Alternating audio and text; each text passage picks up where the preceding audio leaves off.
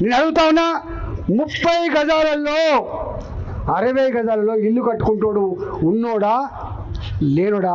మూర్ఖుల్లారా, కనబడతలే అని చెప్పి అడుగుతున్నా.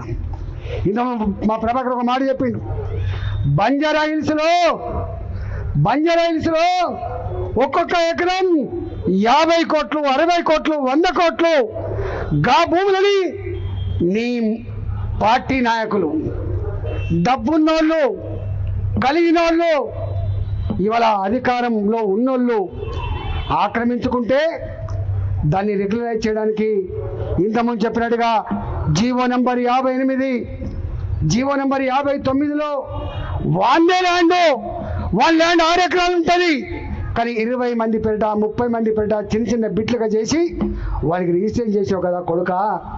ఇవాళ ఈ 30 గజాలని 60 గజాలని ఇల్లు కొలగొట్టి వాళ్ళ బతుకులలో మట్టి కొడితే నీకు ఏమాత్రం న్యాయం అవుతుందా నా కొడుక? వాళ్ళ కన్నీళ్ళు, వాళ్ళ ఉసురు తగలదారా నా కొడుక అని చెప్పి అడుగుతా ఉన్నాయి.